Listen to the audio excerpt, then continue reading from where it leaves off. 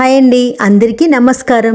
ఈరోజైతే నేను పిల్లల కోసమని ఇంకా ఒక బ్రేక్ఫాస్ట్ ప్రిపేర్ చేస్తాను. అదే ఇంకా బోండా అండి. పిల్లలు ఇంకా బయట ఫుడ్ అనేది టోటల్గా అవాయిడ్ చేసేసాము. ఎందుకంటే నేను మొన్న ఒక ఇంటర్వ్యూ చూశానండి. అందులో ఒక్కొక్క ఫుడ్ ఐటెం గురించి ఒక్కోలాగా చెప్పారు డాక్టర్ గారు.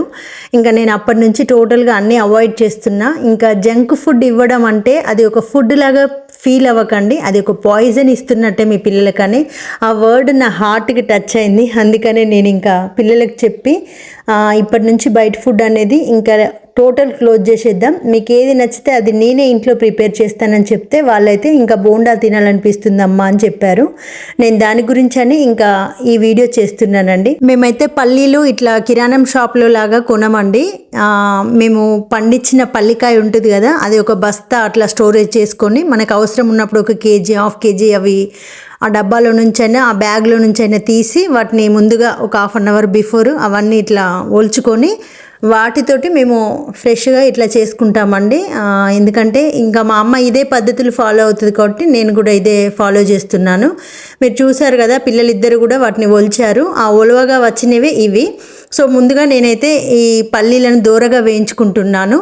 ఇది నేను ప్రిపేర్ చేసేది ఏంటంటే మైదాతో ఇంకా బోండా అండి. మైదా కొంచెం, ఇందులో కొంచెం గోధుమ పిండి యాడ్ చేసి పెరుగు వేసి ఉప్పు వేసి ముందు రోజే నేను రాత్రి నానబెట్టాను. తెల్లారి వరకు అది ఆ విధంగా ఇంకా మొత్తం నాని పులిసిపోయింది. సో పులియబెట్టిన ఆహారం అంటారు దీన్ని. కానీ నిజానికి ఇది అంత హెల్దీ కాదండి. మైదా అనేది టోటల్ అవాయిడ్ చేయాలి. ఎందుకంటే మైదా అనేది ఎక్కువ సార్లు రిఫైన్డ్ అయినటువంటి ఫ్లోరు. సో అందుకనే మనం కొంచెం దీన్ని అవాయిడ్ చేస్తేనే బెటర్. ఎప్పుడో ఒకసారి అయితే పర్వాలేదు. నేనైతే మంత్లీ ఒకసారి అట్లా వాడతాను, ఎక్కువైతే వాడనండి. సో పిల్లలు అడిగారని ఇక్కడికి వచ్చిన తర్వాత ఇది మొదటిసారి మైదాతో మనం ఈ విధంగా ప్రిపేర్ చేయడము. దాదాపు మైదా అవాయిడ్ చేస్తేనే బెటర్ అండి. ఇక్కడ పల్లీల పచ్చడి కోసం అయితే నేను 5 నుంచి 6 మిర్చి, ఒక 10 నుంచి 12 వెల్లుల్లి రెబ్బలు అండ్ కరివేపాకు తీసుకున్నానండి. అండ్ మనం ముందుగా ఏదైతే ఒలుసుకొని పెట్టుకున్నామో ఆ పల్లీలను దూరగా వేయించుకొని వాటిని చల్లార వరకు పక్కన పెట్టుకున్నాను. ఈలోపు నేను బోండా వేయాలి అనుకుంటున్నాను. దాని తర్వాత చట్నీ ప్రిపేర్ చేస్తాను. కొద్దిగా ఒక చిన్న బాండీలో ఆయిల్ వేసుకొని మనం ఏదైతే పక్కన పెట్టుకున్నామో పచ్చిమిర్చి, అదేవిధంగా వెల్లుల్లి రెబ్బల్ని కొంచెం రోస్ట్ చేసుకోవాలన్నట్టు. అవి రోస్ట్ చేసుకుంటుంటే మీద చిల్లుతూ ఉంటాయి, జాగ్రత్త. పచ్చిమిర్చి వెల్లుల్లి రెబ్బలు దూరగా వేగిన తర్వాత వాటిని ఒక ప్లేట్లో పక్కన పెట్టుకోవాలి. ఇవన్నీ చల్లారాకనే మనం మిక్సీ జార్లో వేసుకొని ఇంకా మిక్సీ పట్టుకోవాలి. ఈలోపు మనమైతే బోండా ప్రిపేర్ చేద్దాము. ముందుగా నేనైతే స్టవ్ మీద ఇంకా బాండీ పెట్టుకున్నాను. బాండీ కొంచెం వేడవగానే ఇంకా ఆయిల్ వేసుకుంటున్నాను. ఆయిల్ కొంచెం ఎక్కువనే పడుతుందండి, ఎందుకంటే డీప్ ఫ్రై కాబట్టి మనం ఎక్కువ ఆయిల్ తీసుకోవాలి. అట్లయితే అవి ఎక్కువగా ఇట్లా ఉబ్బడానికి అవకాశం ఉంటుంది. అదే తక్కువగా వేసామనుకోండి వాటి చుట్టూ ఆయిల్ అలాగే పేరుకొని ఉంటుంది. అందుకే కొంచెం మనం ఆయిల్ ఎక్కువగా ఉంటేనే అవి మంచి సఫిషియెంట్గా ఇంకా పొంగుతాయి. ఇక్కడైతే ఆయిల్ బాగా హీట్ అయిందండి. మనం ఇట్లా చేయి పెట్టి చూస్తే కూడా తెలుస్తుంది, ఎందుకంటే వేడి అనేది మన హ్యాండ్కి తాకుతుంది. సో ఇంకా ఇప్పుడైతే మనం కలిపి పెట్టుకున్నటువంటి ఏదైతే పులియబెట్టిన పిండి ఉంది కదా, దాన్ని ఒక్కసారి చేయితోటి మనం ఇట్లా రఫ్గా అనుకోవాలి. ఎందుకంటే దానివల్ల అది పైన ఏదైతే పేరుకొని పోయి ఉంటుందో అదంతా కూడా మిక్స్ అయిపోతుంది, ఈవెన్గా మిక్స్ అవుతుంది. దానివల్ల మనకు బోండా అనేది పర్ఫెక్ట్గా వస్తుందండి. సో అందుకనే నేను ఇక్కడ కలుపుకుంటున్నాను. ఇప్పుడు ఏం చేయాలి అంటే ఈ బోండాలను మనకు వచ్చిన స్టైల్లో, ఇంకా నాకైతే అంత రౌండ్గా రావండి, నేను ఏదో ట్రై చేస్తున్నాను, కాకపోతే అది ఇంకా పర్ఫెక్ట్గా నాకు రాలేదు.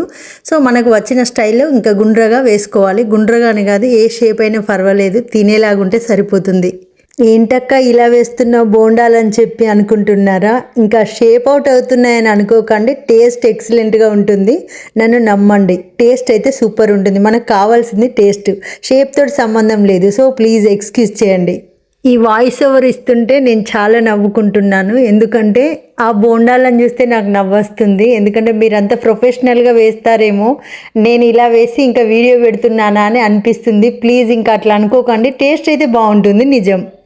ఇది పూర్తిగా డీప్ ఫ్రై ఐటెం అండి. ఇది మంత్లీ 1 or 2 మాత్రమే ట్రై చేయండి. ఇంకా ఎక్కువగా తింటేనైతే హార్ట్కి సంబంధించిన ప్రాబ్లమ్స్ వస్తాయి. ఎందుకంటే మనకు ఆయిల్ అనేది ముఖ్యంగా మనకు హార్ట్ చుట్టూ కొవ్వు పేరుకుపోవడానికి ప్రధాన కారకం. కాబట్టి మనం ఇట్లాంటివి అవాయిడ్ చేస్తేనే బెటరు.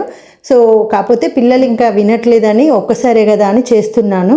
వీలైతే టిష్యూస్ కనుక ఉంటే వీటిని అట్లా మనం అందులో ఉన్న ఆయిల్ బయటికి వచ్చేలాగా కాస్త ఇట్లా రబ్ చేసామనుకోండి, ఈజీగా మనకు అబ్జర్వ్ చేసుకుంటుంది. అయితే యాక్చువల్గా ఏంటంటే పల్లెటూరులో ఎవరైతే ఇంకా ఎండకి కష్టపడతారో వాళ్ళు ఇలాంటి ఫుడ్ ఐటమ్స్ తిన్నా ఏం ప్రాబ్లం కాదండి. బికాస్ వాళ్ళు ఎండకి కష్టపడతారు కాబట్టి వాళ్ళకు అక్కడ సూర్యరశ్మి అనేది వాళ్ళ బాడీపై పడి మన చర్మం కింద ఉన్నటువంటి కొవ్వు అనేది కరిగిపోతుంది. అది స్వెట్ రూపంలో బయటికి వస్తుంది. కాబట్టి వాళ్ళు ఎలాంటి ఫుడ్నైనా కూడా డైజెస్ట్ చేసుకునే కేపబిలిటీని కలిగి ఉంటారు. బికాజ్ వాళ్ళ క్యాలరీస్ అనేవి ఈజీగా బర్న్ అవుతాయండి. వాళ్ళు తీసుకున్న దానికన్నా ఎక్కువ క్వాంటిటీలో బర్న్ అవుతాయి. సో అందుకనే వాళ్ళు తింటేనైతే ఏం కాదు, కొంచెం సిటీలో నీడ పట్టుకుండి ఇంకా కొంచెం ఇబ్బంది, అట్లాంటి వాళ్ళకి ఇబ్బంది అవుతుంది. ఎందుకంటే సూర్యరశ్మితో ఇంకా పొద్దున్న దాకా వాళ్ళు జాగారం చేసినట్టే చేస్తారు.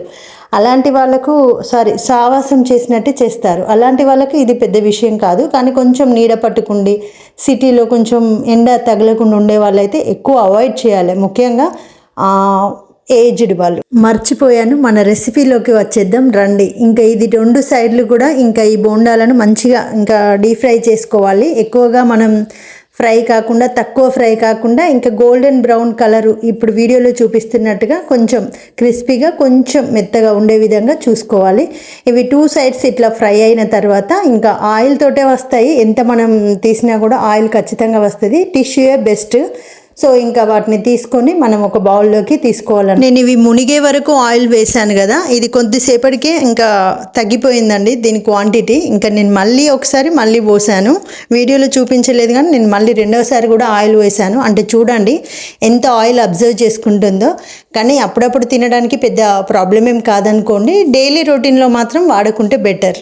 ఇంకా దీని తర్వాత అయితే చట్నీ కాడికి వచ్చేద్దాం. ఏముందండి, ఈ పల్లీలు, ఈ మిర్చి, వెల్లుల్లి రెబ్బలు, కొంచెం జీలకర్ర, రుచికి సరిపడా సాల్ట్ వేసి కొంచెం చింతపండు, ఒక 2 రవ్వలు మాత్రమే వేసి మిక్సీ పట్టుకున్నాను. దీని తర్వాత దీన్ని మళ్ళీ సేమ్ జీలకర్ర, ఆవాలు వేసి తాలింపు పెట్టుకున్నాను. ఇంకా చట్నీ రెడీ అయిపోయింది. పిల్లలైతే చాలా టేస్టీగా ఉందని చెప్పారు.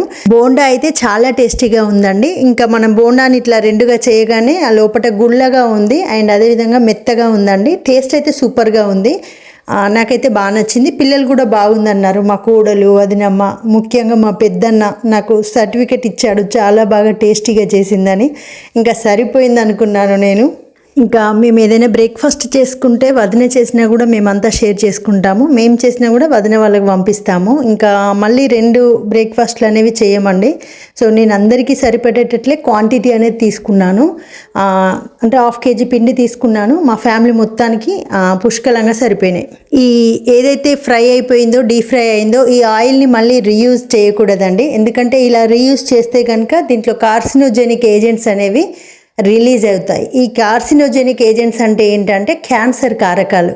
ఇవి ఏదైతే రీయూజ్ చేస్తామో ఆయిల్, అది మళ్ళీ వేడెక్కగానే అందులో ఆ కార్సినోజెనిక్ ఏజెంట్స్ అనేవి మనకు రిలీజ్ అయ్యి మనకు హాని చేస్తాయి అన్నట్టు. మళ్ళీ ఏదైతే ఫుడ్ దాంట్లో ప్రిపేర్ చేస్తామో ఆ ఫుడ్ ద్వారా మనకు కడుపు లోపలికి వెళ్ళిపోతుంది. దీనివల్ల మనం క్యాన్సర్ బారిన పడే అవకాశాలు ఉంటాయి. సో అస్సలకి దీన్ని రీయూజ్ చేయకండి. మరి ఏం చేయాలి అని అంటే, దాన్ని మామూలుగా నేనైతే దోశ అట్లాంటి వాటికి జస్ట్ చల్లడానికి 1 చుక్క 2 చుక్కలు నాకు తెలిసి పారబోయడమే బెటరు. 100కి 100%. ఎందుకంటే మన హెల్త్ని మించింది అయితే ఏది కాదు. అండ్ నేను ఈరోజు మీతో ఇంకొక టాపిక్ కూడా డిస్కస్ చేయాలనుకుంటున్నాను. మన పెద్ద చిట్టికి సర్జరీ చేయించుతామని చెప్పాను కదా, అది ఎప్పుడు చేయించుతాము అనే విషయం గురించి అండి.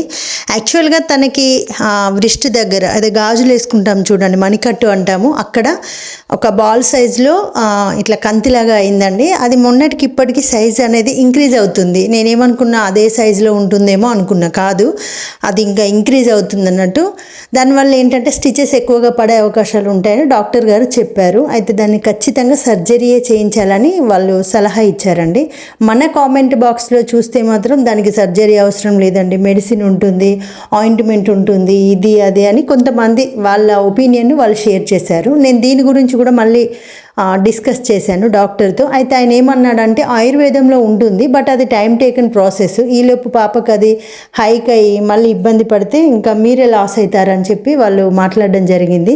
సరే ఇంకా మనం ఏదైనా చిన్నపిల్లల మీద ప్రయోగాలు ఎందుకు, సర్జరీయే చేపిద్దాం అన్నట్టు నేను అనుకుంటున్నా. ఆయుర్వేదిక్ అవన్నీ అంటే ఆమె అంత అంటే అవన్నీ ఫాలో చేస్తుందని నాకు అనిపిస్తలేదండి. ఇంకా ఇప్పుడున్న ఈ బిజీ షెడ్యూల్లో అంత చేయగలమా అని నాకు అనిపిస్తుంది. సో అందుకే వాళ్ళు అది సర్జరీకే ఇంకా ఎక్కువ ప్రయారిటీ ఇవ్వాలమ్మా అని మాకైతే చెప్పారండి. నేను ఇంకా సర్జరీ చేయించాలని చూస్తున్నా. కానీ ఇప్పుడు పిల్లలకు FA1 ఏదైతే ఎగ్జామ్స్ జరుగుతున్నాయో దీని తర్వాత ఏదైనా హాలిడేస్ కంటిన్యూస్గా 4 to 5 days ఏదైతే వస్తాయో అప్పుడు చేయించుదామనే ఆలోచన నాకు ఉంది. ఎందుకంటే వాళ్ళ హోంవర్క్స్ పెండింగ్స్ అవన్నీ అవుతాయి కదా, మళ్ళీ పాపం వాళ్ళ మీద చాలా బర్డెన్ పడుతుంది. అసలే పెద్ద చిట్టి 7th class, తనకు ఎన్ని డౌట్స్ అలాగే ఉండిపోతాయి. ఎవరిని అడిగినా కూడా దానికి అంత క్లారిటీగా చెప్పగలరా, చెప్పలేరు. అందుకని ఆలోచించి నేను హాలిడేస్లో సర్జరీ చేయించాలని నేను అనుకుంటున్నా. దీనిపై మీ అభిప్రాయాన్ని కామెంట్ చేయండి. ఎందుకక్క పెరుగుతూనే పోతూ ఉంటుంది, స్కూల్ ఏముందంటారా, లేదు చేయించండి అంటారా, లేదు లేదు ఆగండి అంటారా, మీరు కూడా చెప్పండి. ఎందుకంటే నేను ఎవ్రీథింగ్ మీతో షేర్ చేస్తున్నాను కాబట్టి మీ విలువైన సలహా నాకు కావాలి. ఇదైతే ఏం షేర్ చేసుకోవడంలో తప్పులేదని నేను అనుకుంటున్నాను. అందుకనే నేను షేర్ చేస్తున్నాను. అది చిన్నదే అక్క, దాని గురించి ఏం హైరాణ పడకండి అని చాలామంది కామెంట్ చేశారు. అది చిన్నదైతే నాకు సంతోషమేనండి. నాకు కావాల్సింది కూడా అదే. ఎందుకంటే అది పెద్దదైతేనే నా బిడ్డ ఇబ్బంది పడుతుంది. అందుకే నేను చిన్నది కావాలని, మీ మాట నిజం కావాలని కోరుకుంటున్నాను. ఎందుకంటే కొంచెం చిన్నపిల్లలు కదండి, వాళ్ళు తట్టుకునే కేపబిలిటీ ఉండదు వాళ్ళకు. అందుకనే ఏదున్నా కూడా పెద్దవాళ్ళ వరకే, చిన్నపిల్లల్ని ఇబ్బంది పెట్టకూడదు. ఇంకా రాని అన్నీ కూడా వస్తున్నాయి ఒకటెనుకొకటి. ఇంకా ఇది కూడా చేపిస్తే బెటర్ అని నేను అనుకుంటున్నా. దీనిపైన మీకున్న నాలెడ్జ్ ఏదైనా ఉంటే కూడా నాకు షేర్ చేయండి. నేను తప్పకుండా దాని మీద చర్చిస్తాను, తెలుసుకుంటాను, ఇంప్లిమెంటేషన్ చేస్తాను. సో ప్లీజ్ అండి, ఏదన్నా కూడా నాకు షేర్ చేయండి. ఎందుకంటే మనం డాక్టర్స్ చెప్పిందే ఫాలో చేస్తాం తప్ప ఇంకా బయట వాళ్ళని తెలుసుకుంటే అది నిజమవుతుందో అబద్ధమవుతుందో అని భయపడతాము.